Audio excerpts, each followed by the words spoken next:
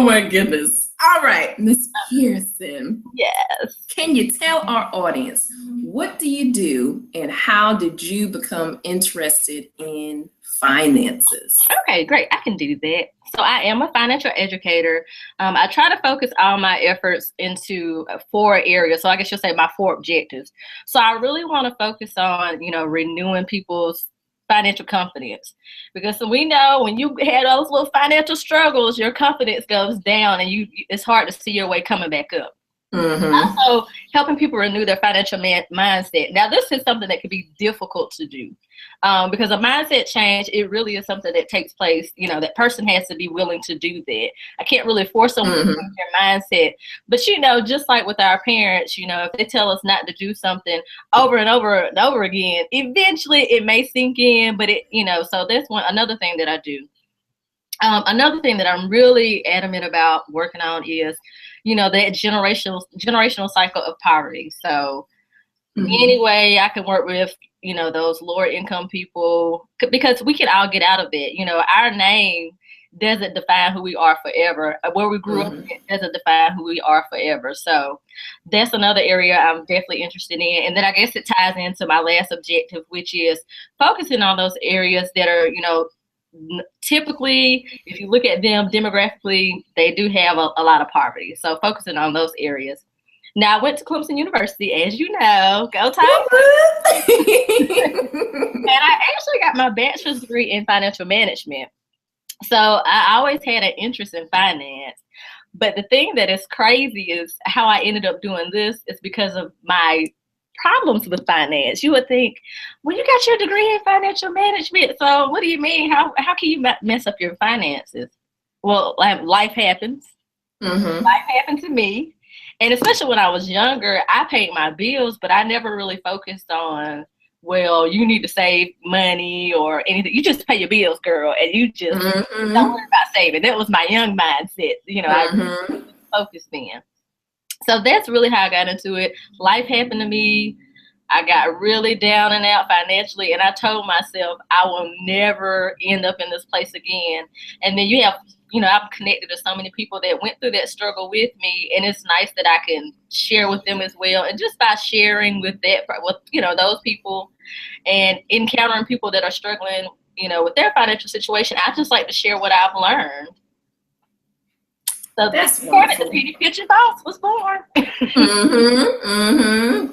That's wonderful. What sticks out to me is you saying that you're helping other people because of something that you went through. And I think that is in itself awesome, because oftentimes when we're looking for help, we also want help from someone that's been there, somebody that knows exactly what we've been through, what we're going through, and has that emotional connection to us and can, tell us more than what the books say and what theory says. And they can say, sweetie, I've been there and I know exactly what you're going through, and I hope that you can make it through. So I appreciate what you do.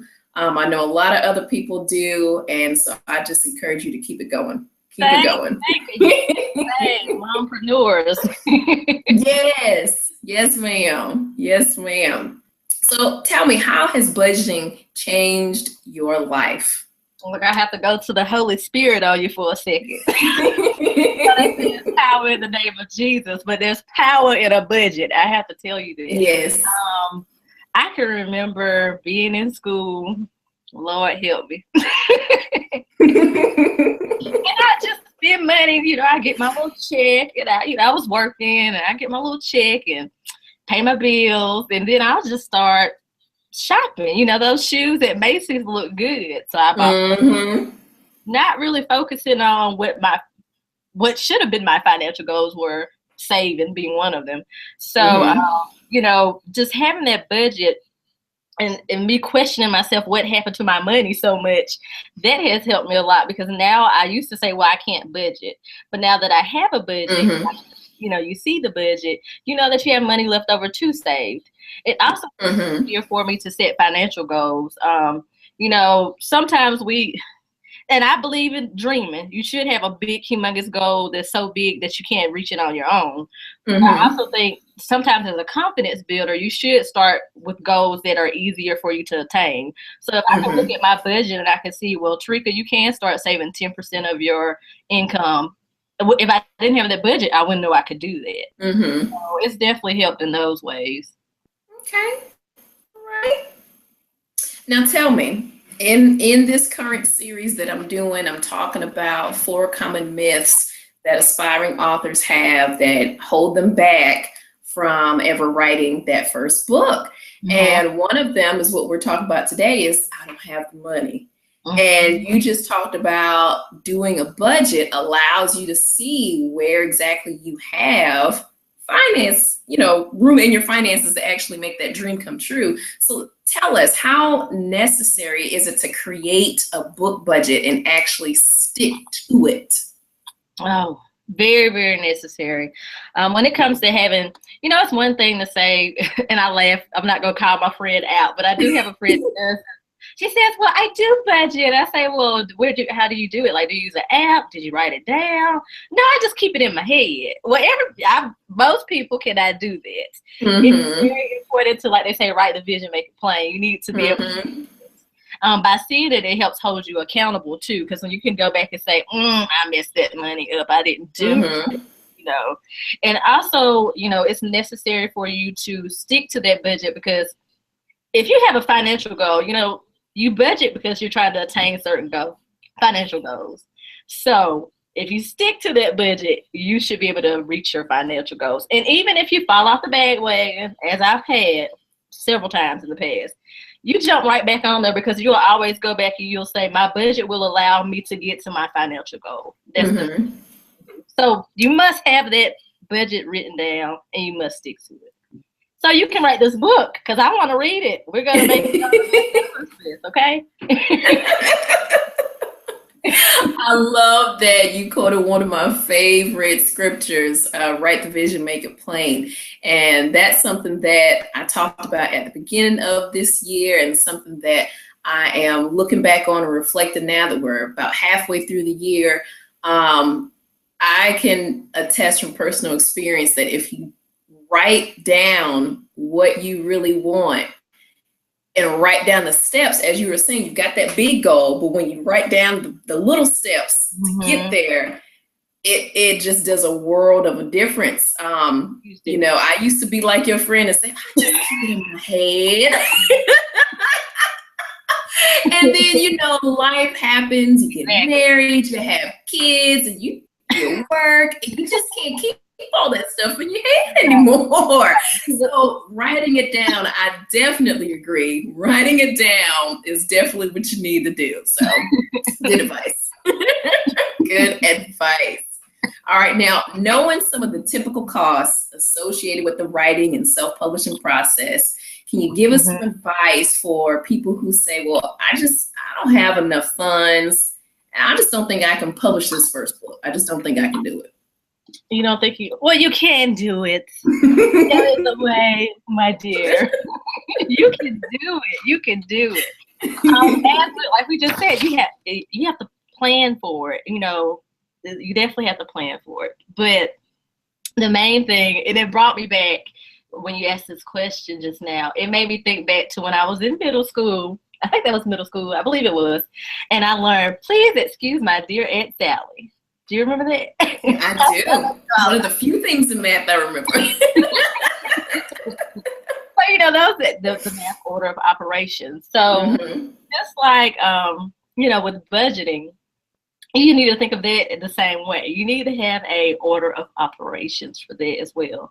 Of course, your household expenses and your household expenses and any other monthly expenses that you have to pay, those are going to be your number one priority. So they'll be like the please in the but with finance, I have a little thing that I like to go by, a little song, I guess you'll say. So you have your necessities, and that's your household monthly expenses. You have your savings, then you have debt, investments, and then your fund money. So when you budget, you need to think of it that way.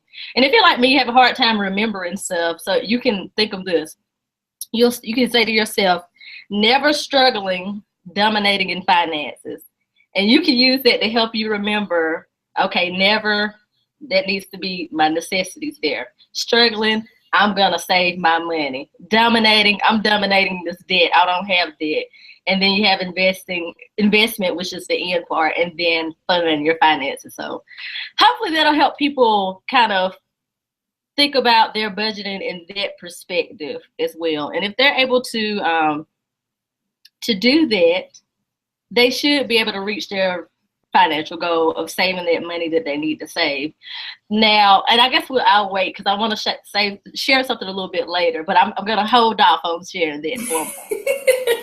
I'm going to hold that. But the main thing, like I said, is just budgeting and using that, necessity, savings, debt, investments, never struggling, dominating in finances.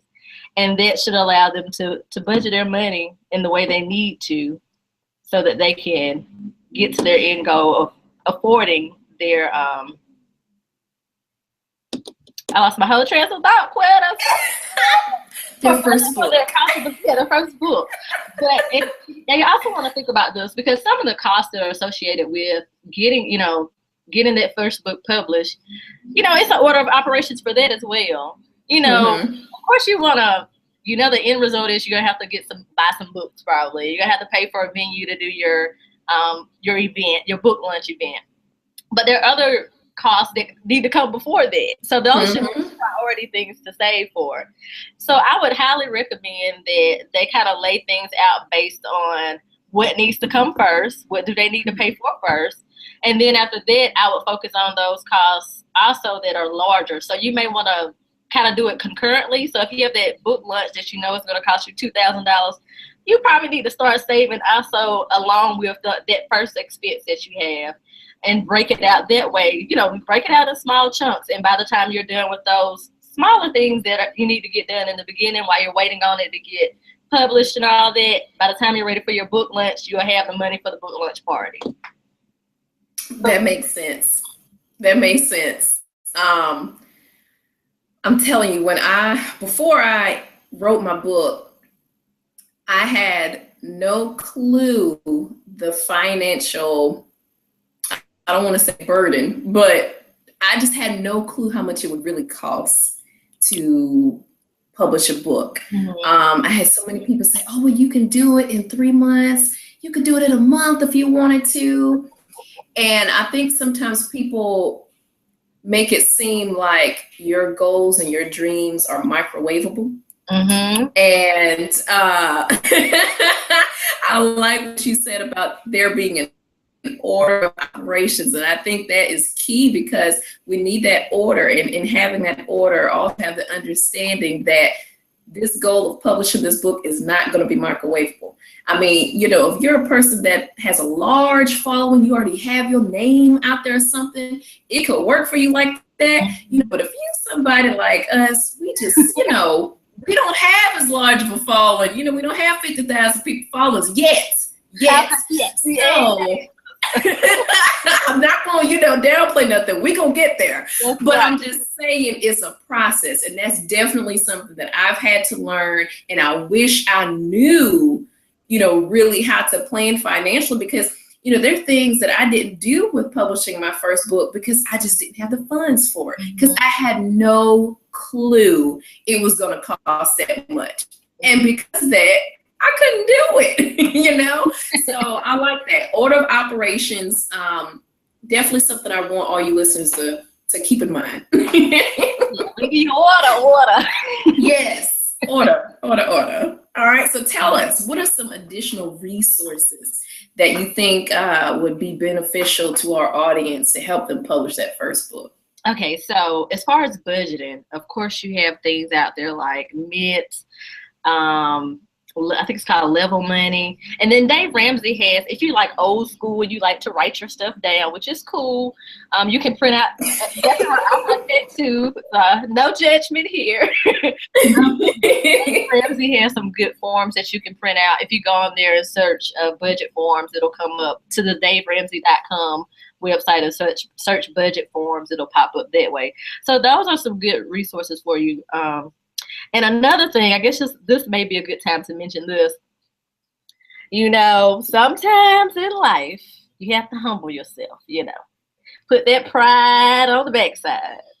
Mm-hmm, mm-hmm. And there's nothing wrong with, asking people to support your dream. Why not? Mm-hmm, There are resources out here for us now to do that. We have several crowdfunding websites. You have GoFundMe, Kickstarter. Ask for help. I think sometimes we get, we're so prideful that we don't even want to ask for help. And there are people that, $10, that would help us. Everybody give $10. Asking for help. So definitely budget. Ask for help if you need to. There's nothing wrong with it. You have not because you asked not. You preaching to me. And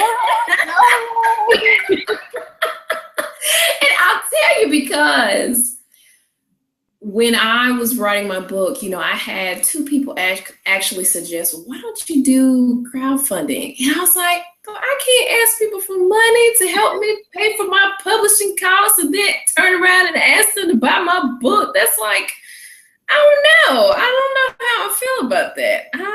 They look at me like I'm crazy or something. I don't know. And I think back to why, and I think you and I may have had this conversation at one point. I try to look back and like, why am I this way? Why do I still struggle in this area with asking people for help? Because I'm not gonna sit here and act like I got all my stuff together. That's not me. I'm struggling like other people too. But if I'm, overcoming something, I'm definitely gonna share with other people how I did it. And so when I look back, I think it's because growing up, I didn't really see the matriarchs in my life really ask for help. I always saw the matriarchs doing everything themselves. And to me, I took that as that's what a strong woman is. She can do it all herself. She doesn't need to ask anybody else for help. And I admit that has stumbled me greatly in some areas in my life, and God knows I'm working on that. But I thank you for mentioning that, because I don't want somebody else listening to make that same mistake that I did.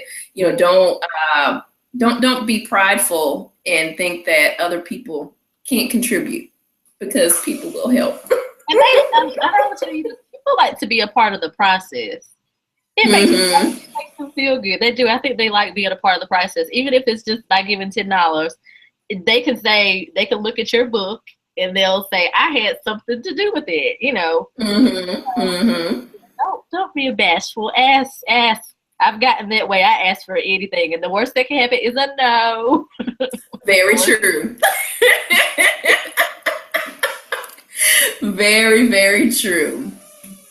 All right, Miss Tareka. So as we're wrapping up here, because I know you've got to get back to work from your lunch, so tell our audience, how can we contact you with additional questions or anything that we may not have, somebody may not have understood or wanted some more clarification on today? How can we contact you?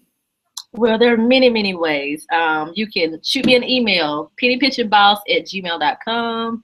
You can find me on Facebook at Penny Pinching Boss, and then also on Instagram at The Penny Pinching Boss. Okay. All right. So talk to me, find me. I love answering questions.